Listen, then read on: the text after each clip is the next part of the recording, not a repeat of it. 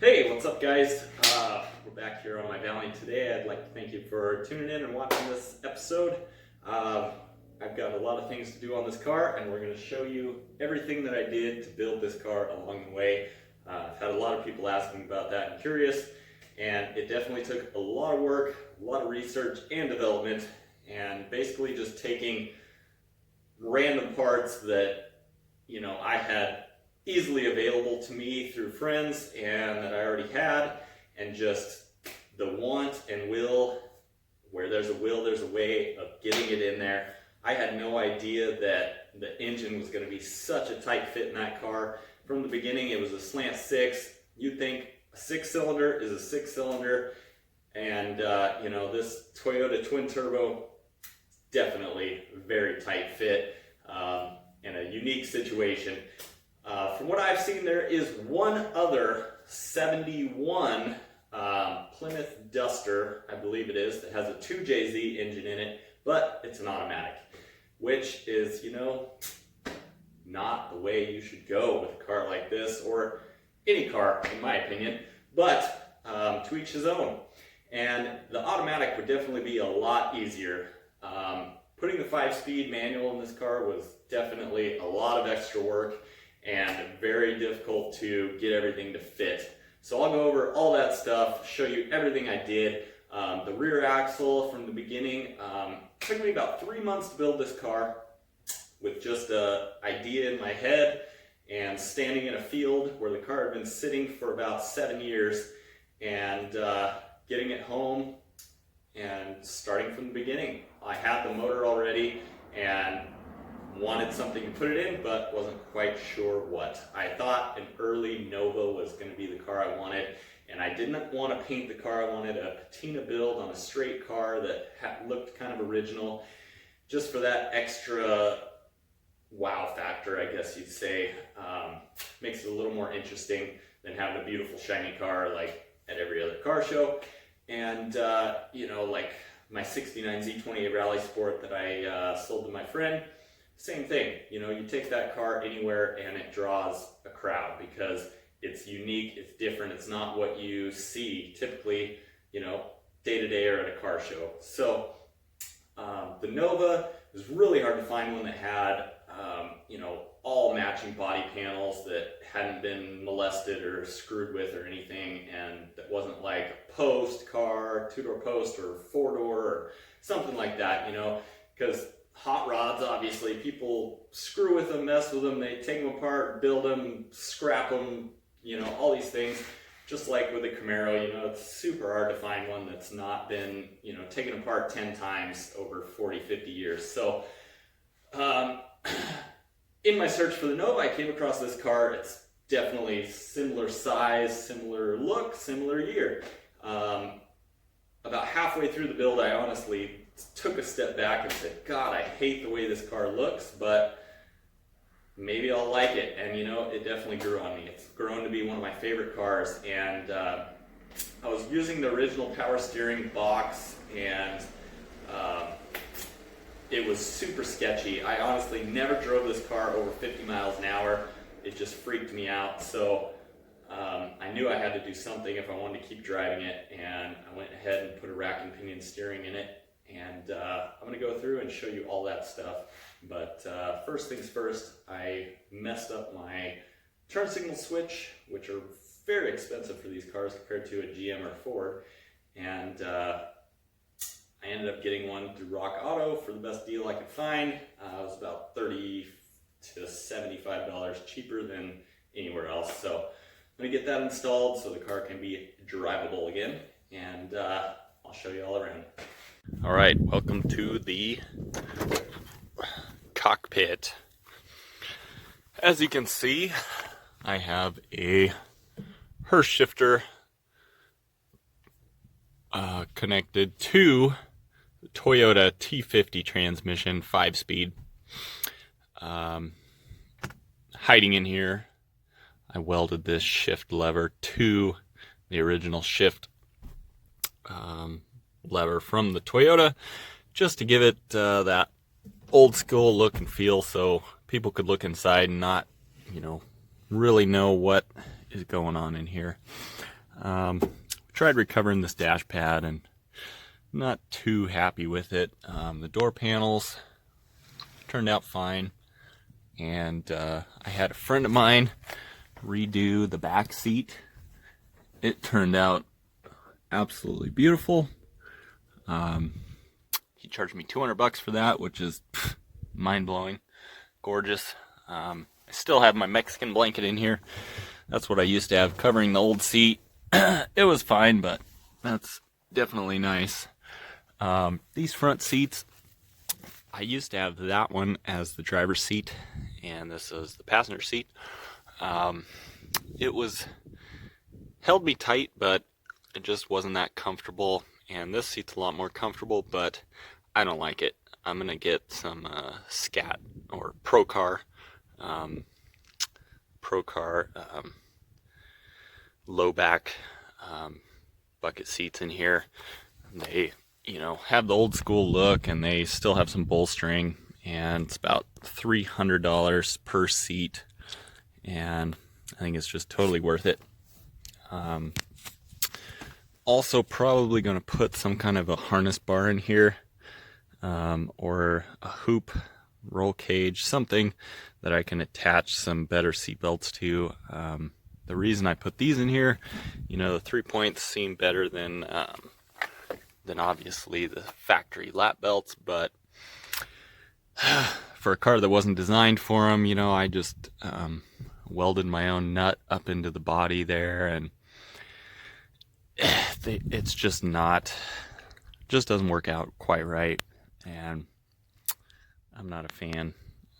Safety is pretty important, and I want to make sure we're good there. So when I swap the seats out, I'm probably gonna need to do something like that as well. So you can see what I did here. This is the new piece, and you can see that brass contact there. It's got a wheel on it, which is super weird. Usually you just have a flat contact that rides against the for your horn contact in here, that rides against the back side of the steering wheel adapter or whatever you have.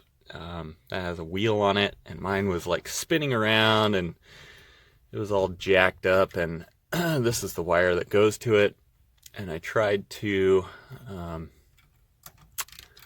resolder it, and it just turned into a disaster, and as you can see, it's no longer there. So that's what screwed me over. And other than that, all my turn signal stuff here, it was all working good, but oh well, sometimes things happen. So I'm gonna work on swapping that out. It looks pretty easy, just a few screws on this retaining plate there, and then under here I need to pop this plug off. The clear side is coming out of the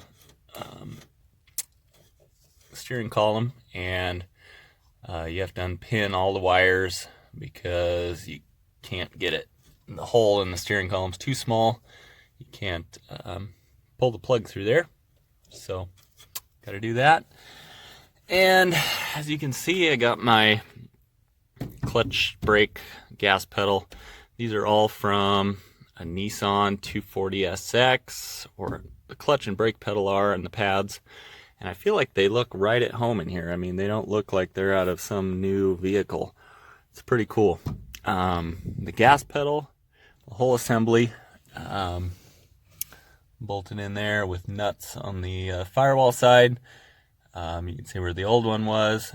That is from a Toyota Camry, and the only issue I ran into doing all this was my wiper motor, which is super dumb that it's not outside on the firewall, but it's in here, and you can kind of see all the bracing we've got here for the brake pedal going up to the body, and the clutch pedal, and there used to be a air box right here that was in the way of doing the clutch pedal assembly here, and definitely was a lot of fun trying to get all this stuff stuck into this little box. And our brake booster assembly is very small, and that is from a Nissan Sentra. And they have like really small brake booster, super nice. But I was trying to see the linkage up here for my windshield wipers. It actually rubs on the brake pedal, and you can see how close my brake pedal is to the steering column. It's practically rubbing on it. Took a lot of custom heating and bending to get that around and get it to look as good as it does. Definitely not easy. And the gas pedal as well. It's very difficult to get it to fit where I got it because the upper side, see if I can get up here to show you. I mean, look at right where it's coming through the factory wiring there, and that's the upper bracket where the cable goes through, and that is the windshield wiper motor right there. So as you can see, little cars, they obviously go fast, but they also are very difficult to fit extra stuff into. So as far as the interior goes, that's about all the modifications. This car did not have a radio originally, but somebody else had already built this little box in here. It's kind of cool. And I had a radio in there, but it caught on fire when I was driving it from Portland down here to Texas. They didn't have this magnet on here or the little crystal knob. I added that stuff, and I added this deal here just so I could run like a auxiliary cord out and be able to, jam out while I was driving down the road. So I need to get a new radio someday. But original windshield still in it. It's good shape, surprisingly. It's starting to separate a little bit around the edges. The mirror, I broke it trying to adjust it one day. Sadly, I was going to get a new piece of mirror. I was going to cut it myself and throw it in there because why not? This is a Signet 200, which is the top of the line model. And it's also very hard to find parts for. Such as these emblems. As you see, I'm missing the 200 part, which you can see on this side. And the emblem on that side already, I had already replaced once before. And when I took the car to the track and was drifting it around, somehow it broke and popped off again. Kind of a bummer. But the whole car, I mean, it's not too rusty. I mean, shoot, the fender is usually the typical place where you mainly get your rust buildup. There's obviously some rust there. But this car shouldn't get any worse because I obviously don't drive it in bad weather too much or anything. Got some rust at the bottom of the quarters. The floors were pretty bad. The trunk is all original. It's got 0 holes in it. Surprisingly, when I got the car, the whole spare tire well in the trunk was full of water, which was kind of a good sign because that meant, hey, it wasn't leaking. Same on this side. Got some good rust going in the bottom of the quarter. And I love the look of this car. I love the color, the weathered, paint look, the pinstripe, my turbo boat vent louver. I really like every part of it. And let me get on this turn signal switch, and then we will go under the car and see some more stuff there. And we'll talk about the motor and the floor pan, because the transmission did not fit with the factory floor pan.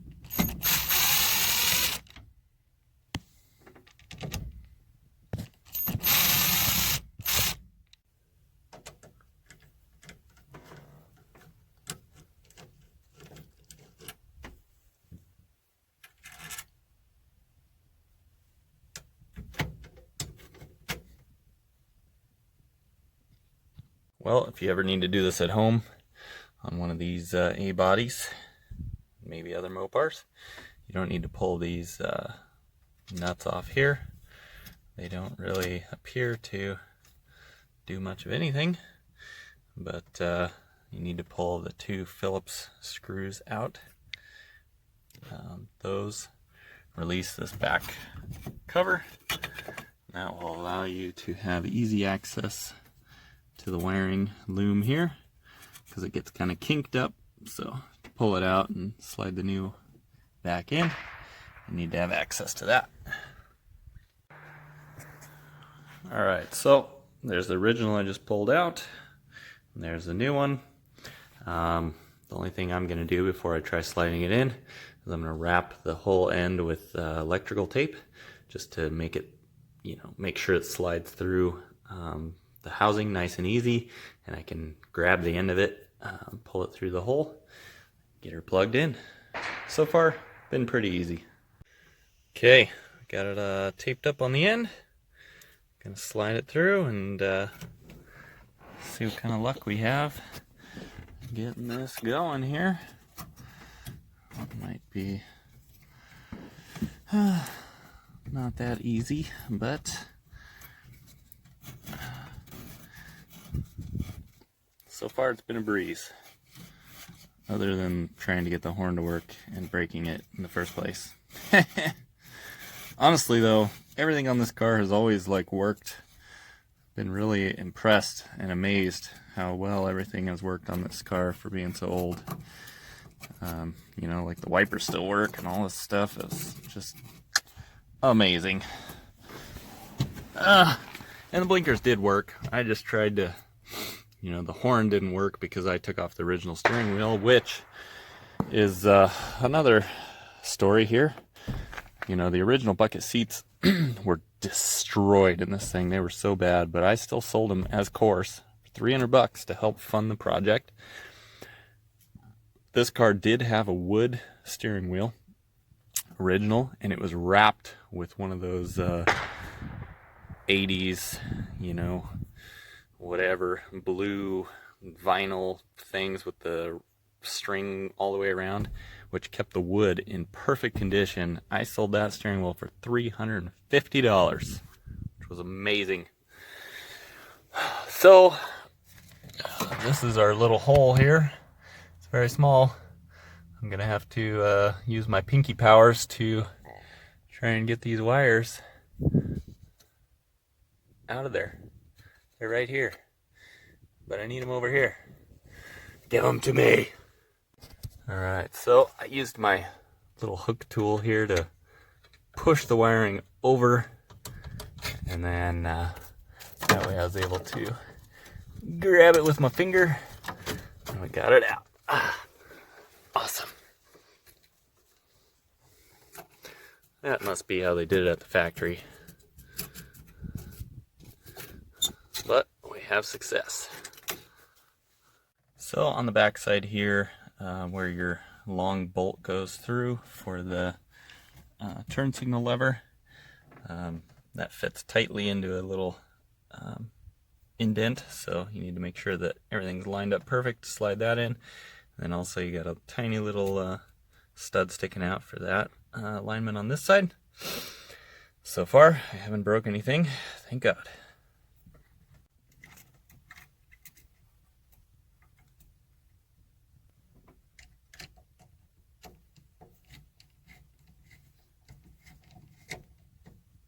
Now we're just recolor coordinating and shoving in our wires, following the old plug or the receptacle, and it's got a little tab on it, so plug only goes on one way. Make sure you get it the right, and you just follow these little U-channel grooves in here.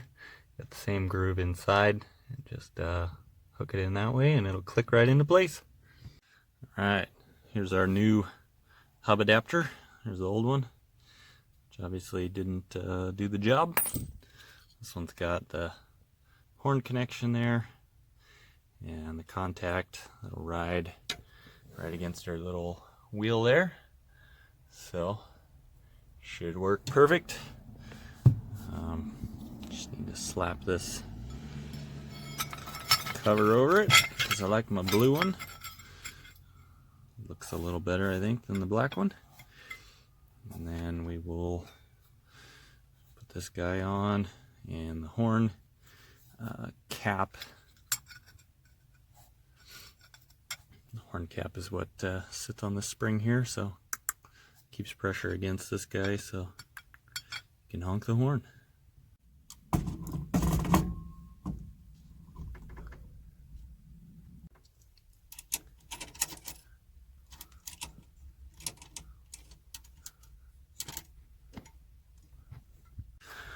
Alright, hook up the battery. See if we have a great amount of success.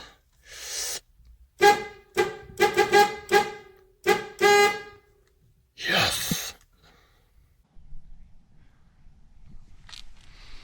Alright, so before we get underneath this thing and see all the details there, I'll just kind of go through here, show you what we got.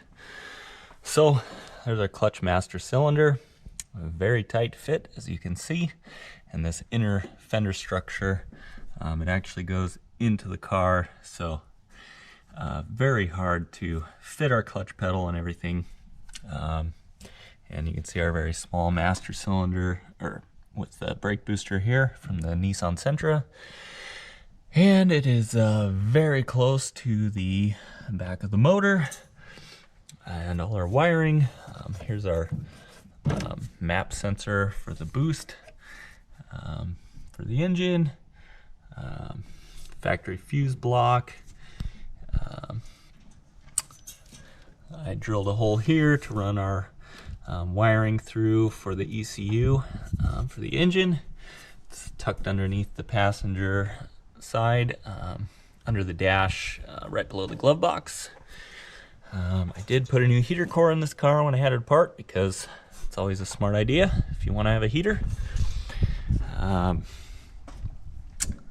Took these body plugs out just to help alleviate heat from the turbos being right here, because as we all know, turbos create a lot of heat, and since this engine compartment's so tight, didn't want to have any extra heat. I put a couple different fans on here, and this one ended up being about a 3000 CFM. I would even want like a 3500 CFM if I could find one. And it's so tight, I mean, you cannot get anything in between that. It's crazy. This is the original hose that came on the Slant 6. I have a brand new one for when this one lets go. So far it's holding strong. Let's see, I cut a big hole here for cool air, also to come into the air intake. As far as these plates go, I built these out of 3/16 steel plate, weld them together, kind of made it smaller to larger following the fender, and bolted it into the factory fender holes and I believe I added another hole with some bracing underneath.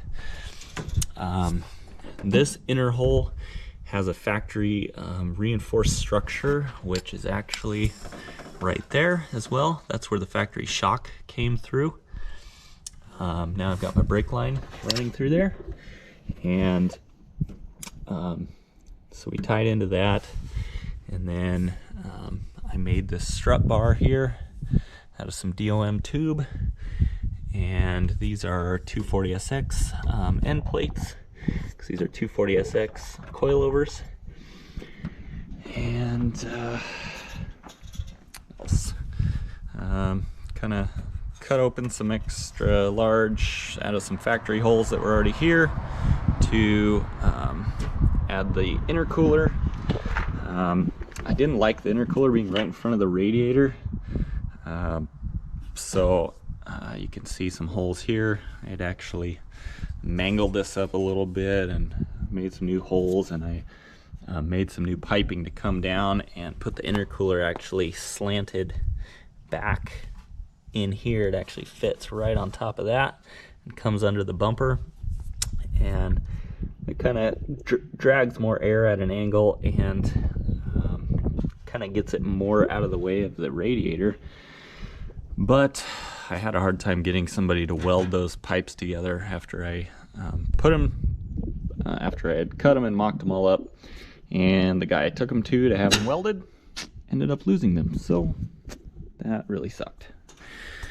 So I'm back to where I was, which seems fine. It's only if I race the car at the track for an extended period of time it will actually start overheating. Otherwise, I mean, on a 100-degree day, I can drive this car, sit in traffic, whatever, never overheats. Let's see, what else? I guess that's pretty much it in the engine bay, really. We have a Nissan power steering reservoir, batteries in the factory location. Again, extremely tight to the throttle position sensor. It's pretty much almost touching. Routing all our hosing for the power steering. It's underneath there. It's a very, very tight fit. You can kind of see my steering. We'll look at that underneath, but I had to cut my steering box, or my steering shaft from the steering column down, just to get the angle to work for the rack and pinion. Let's see. And for wheels, we have 17 by 9 in the front. I believe they're a plus 15 offset. They're Japanese work Meister SP1, or no, dang, I can't remember the exact name on these ones, but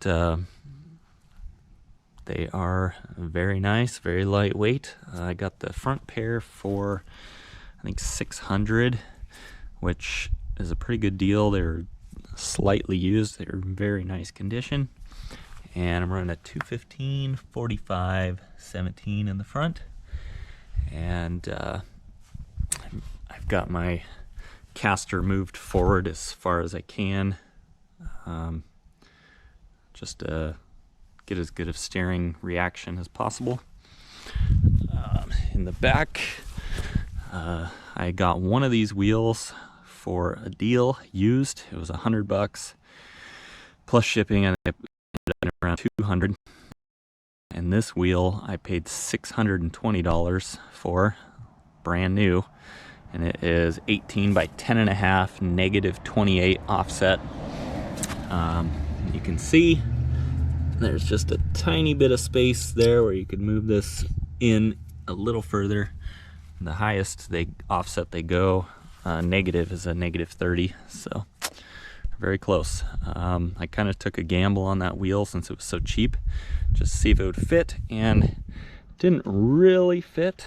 The tires do rub a little bit.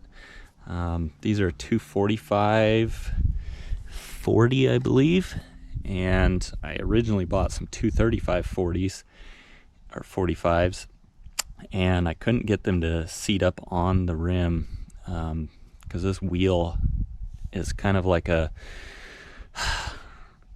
reverse drop center, but there's not really a drop center on it, as you can see. So trying to get space that you could actually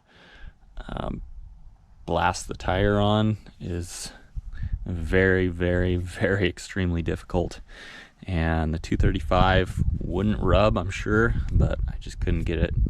Nobody could get it to mount up, and we tried fire and everything else, explosions, couldn't get it to work. So that is about it.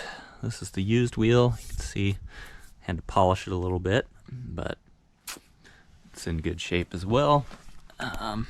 Next thing, we'll just get under the car and look at all this stuff we had to do.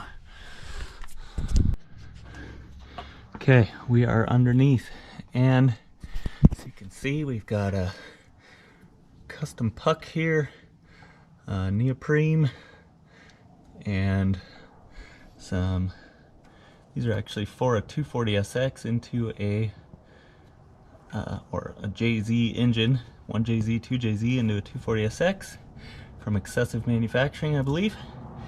And I got those from a friend of mine. This cross member is from a S13 240SX, along with the rack and pinion steering.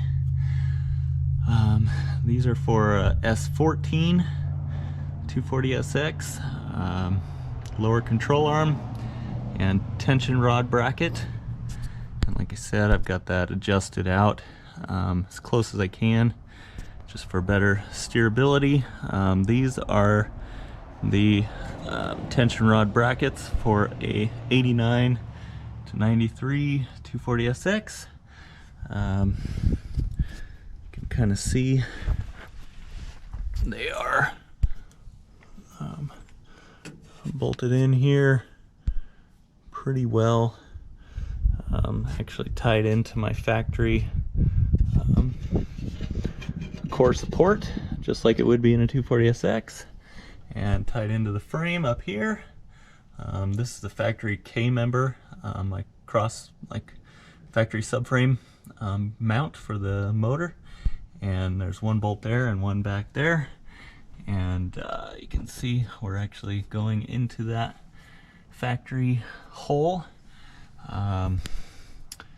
here as well.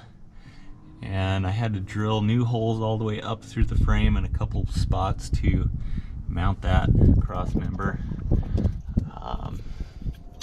using, I believe, factory S14. They're a little stronger tie rod, inner tie rods and outer tie rod ends. And there's the coilovers installed, and we have a two piston brake caliper from a Infinity J30 on a 240SX knuckle and spindle. And let's see, originally I installed all this with the original K member, engine cross member from the Slant 6, and this was a rear sump oil pan. And when I decided to change to the rack and pinion and do all that, I needed to go to a front sump pan to get the correct space I needed for all this to work. And man, it was quite a chore, but it's almost like meant to be how this stuff kind of fit together.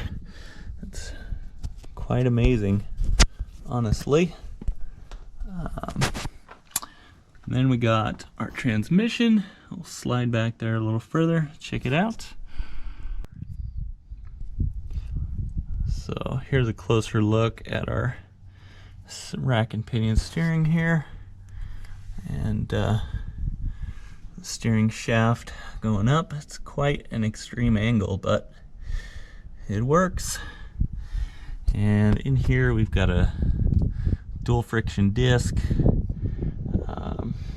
I just found that they really work the best. When you get the ceramic discs, they tend to just burn up really bad and slip, especially under like high load, drifting and stuff. They just don't last, and they actually eat into your flywheel, which totally sucks, so I don't like those.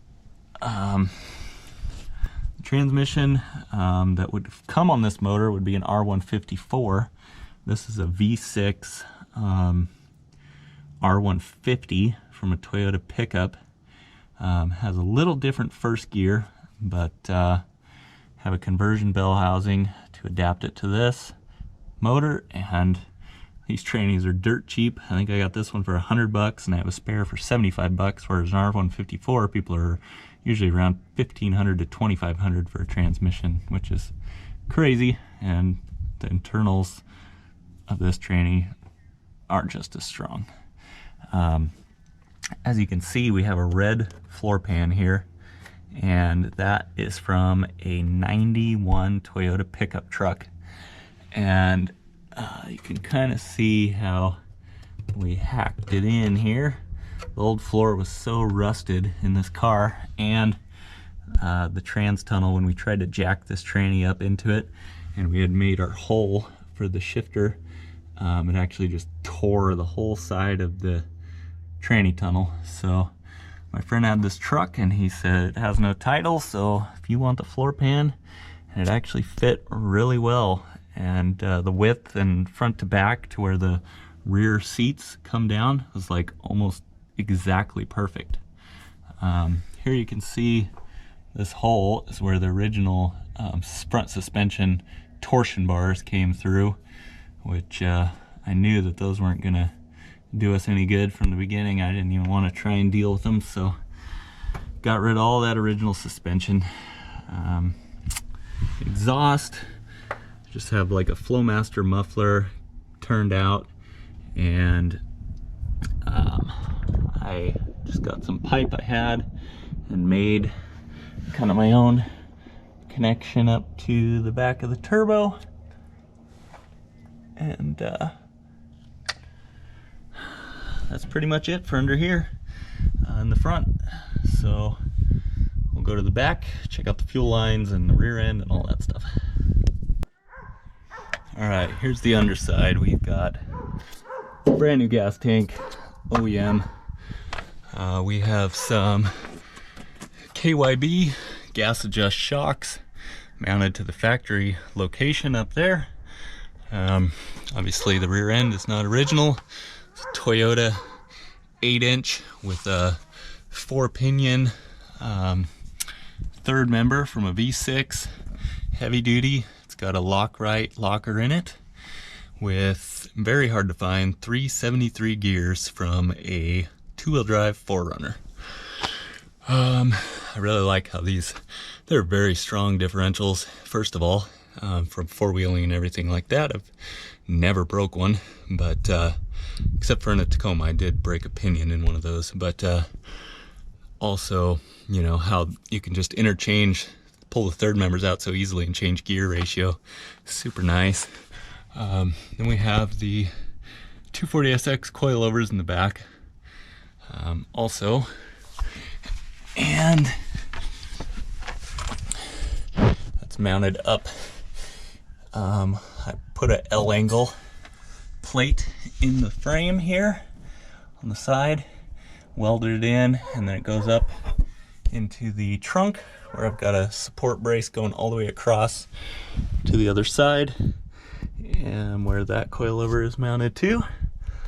And then we also stuffed a panhard bar in here, you can see right next to that coilover going down, just to help keep the axle centered and eliminate some wheel hop, because I did have some trouble with wheel hop when I first did this 4-link setup, and my brackets here were actually starting to tear the welds, or tear around the welds onto the factory frame rail, so that wasn't good.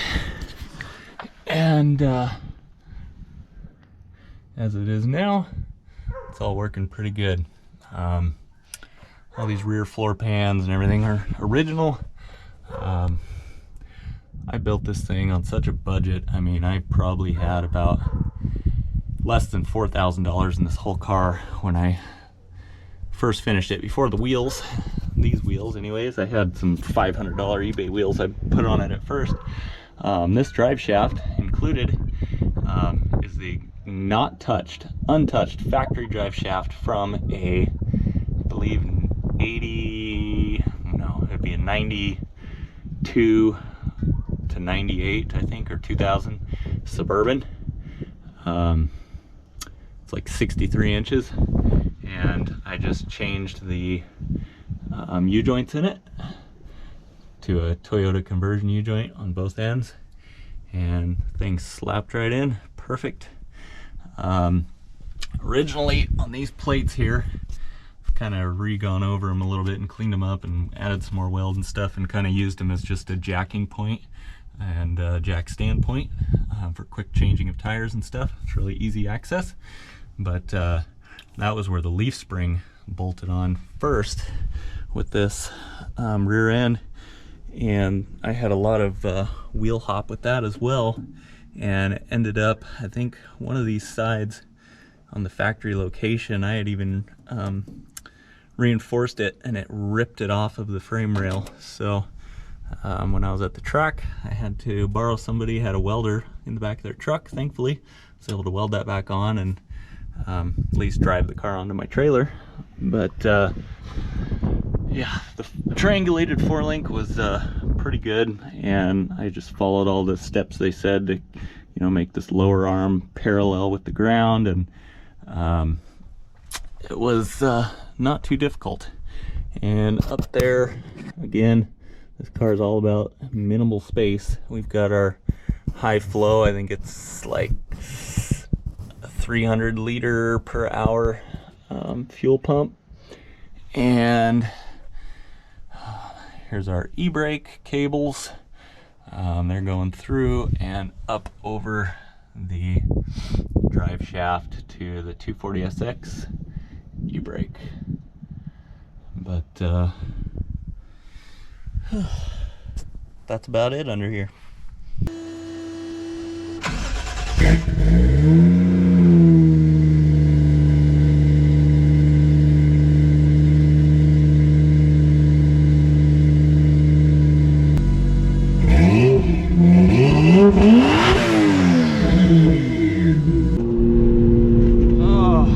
Long story short, you know, I used to drive a Lexus that had the same motor in it, and it was built up quite a bit more. It was a lot heavier car, around 4,000 pounds, but you know, I had around 400 horsepower to the wheels, and the car was awesome. But every time I took it to the track, I was ripping bumpers off and, you know, having all kinds of stupid problems. And I've always been more of a muscle car guy ever since I was a teenager. And a friend of mine, once I graduated, he was my roommate. He kind of turned me on to this drifting thing, and I started buying all these Japanese cars. I had cars, you know, I don't want to say, but at the time they weren't legal in the US, and you know, it was fun and cool and everything else, but you know, all these cars were just becoming a headache. So in the end, I just feel like this car is a perfect match for what I like, and it's got the new stuff, and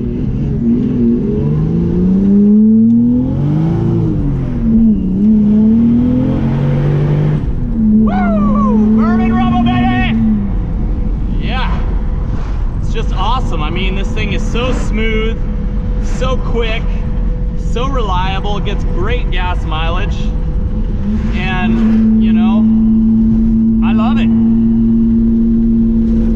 Does everything I want it to do and more, and the bumpers have never fallen off, which is even better. Okay, if you guys made it this far in the video, I really appreciate it. I'd like to say congratulations, you completed your quest. I really enjoyed showing you everything I could about the car. I wish I would have had a lot more in-depth video on when I was actually building it, putting together. There are some videos along those lines, but they aren't too in detail, as I was just trying to get the work done and do it quickly because I was excited about getting the car done, obviously. You know, as far as the big picture stuff goes, I got a really good deal on the engine with the 5-speed manual ECU, which is hard to get, and the complete wiring harness. I believe I paid $12.50 for that. The transmission, like I said, was like $100. Rear end, I paid about $100. The 4-link system was about $300 or $400, I believe. Along with all the other suspension components, I mean, a lot of it I got for free, or, you know, good deals from friends. You know, it was literally a few $100. The main car, I paid $1,500 for the shell, and these wheels and tires here, I paid $500 for. Well, for the wheels. Tires were another couple hundred. So all in all, I was, you know, less than $4,000 in the car when I built it, which was my goal. I just wanted something cheap, fun, and awesome. And from there, it's just gonna continue to grow and have fun with it. I really appreciate you guys watching. Giving me all your support and comments. Really appreciate it. Have a good day.